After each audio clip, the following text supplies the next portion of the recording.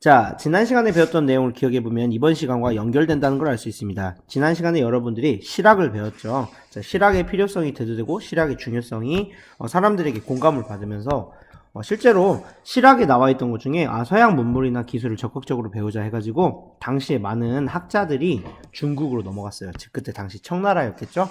그때 그래서 우리나라가 받아들인 기술들이 바로 뭐였냐면은 이즘 딱 봐도 망원경 같이 생겼죠. 당시에는 천리밖을 볼 수 있다고 해서 천리경이라고 불렀습니다. 그래서 이런 망원경도 들어오고요.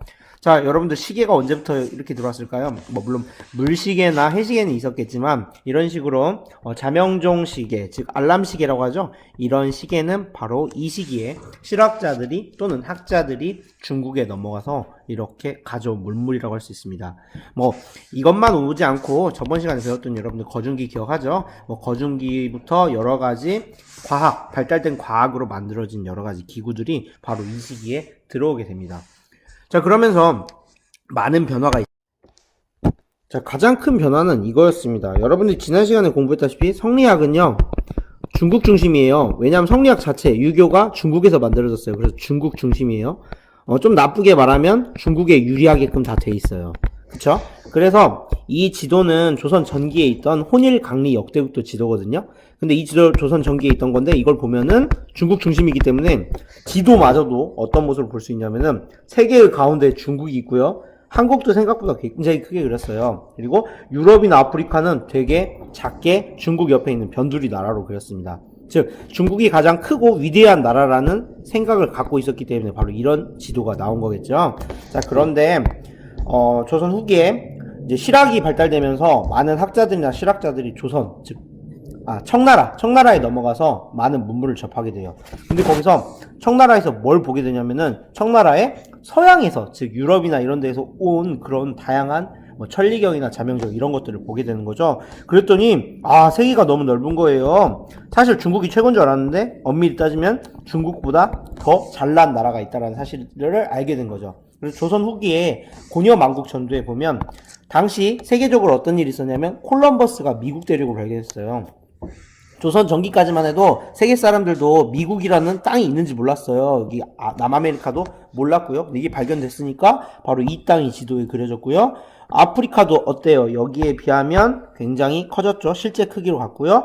유럽도 이렇게 크게 비교적 정확하게 그려졌다는 겁니다. 그래서 그냥 중국도 세계의 일부처럼 이렇게 딱 그려져요. 드디어 이제 현실을 파악하게 되는 거죠. 근데 이걸 보면 뭘 알 수 있냐면은 조선 후기에 원래 조선 전기에 성리학 굉장히 중요시 여겼다고 했잖아요. 근데 이 성리학의 중요성이 점차 이렇게 실학 중심으로 바뀌게 되면서 중국 중심의 가치관이 붕괴되기 시작하는 거예요. 그러니까 중국이 최고가 아니라는 거를 사람들이 알아가기 시작하고 그냥 세계는 엄청 넓고 그 세계의 일부라는 사실을 알게 됩니다. 또한 여기서 서양이 되게 좋은 거 많이 있으니까 서양에서 뭐 많이 배워야겠구나 이런 생각들을 사람들이 많이 하게 되는 거예요. 학자들도 그렇고요. 자, 그러면서 있었던 움직임 중 하나가 바로 이겁니다. 서양의 여러 문물들이 들어왔는데요. 서양의 여러 문물들만 들어온 게 아니라 서양의 종교가 들어왔어요. 어떤 종교? 천주교가 들어왔어요. 여러분, 천주교가 뭐냐면은 여러분이 알고 있는 예수를 믿는 카톨릭교예요.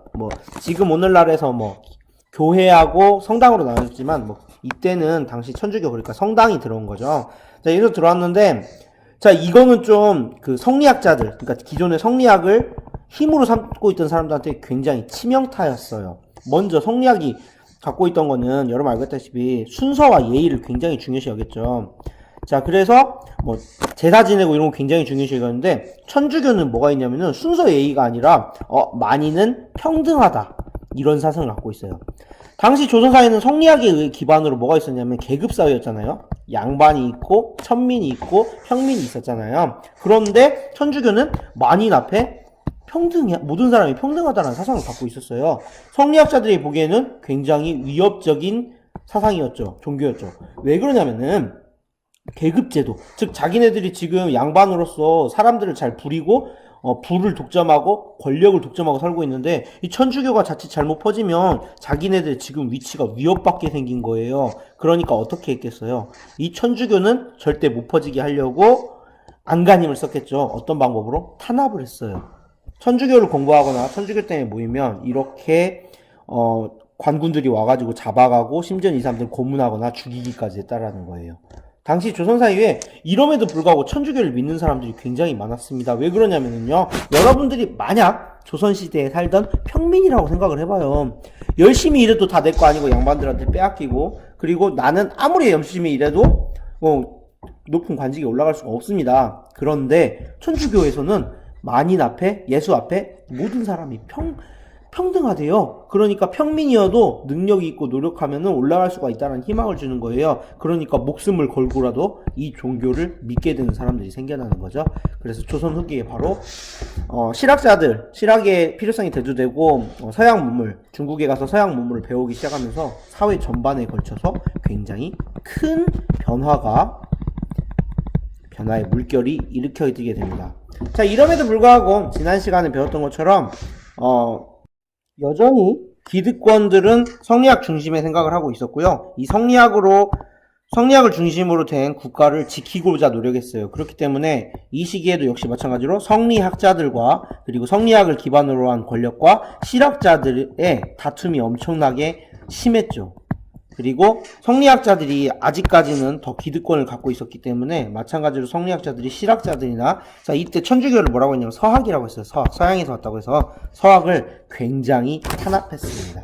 다음 시간에는 이런 것들과 관련된 여러분들이 여러 가지 공부를 해보고 여러분들이 직접 교과서나 선생님 말을 통해서 여러 가지 사실들을 분석해 볼 겁니다. 이상입니다.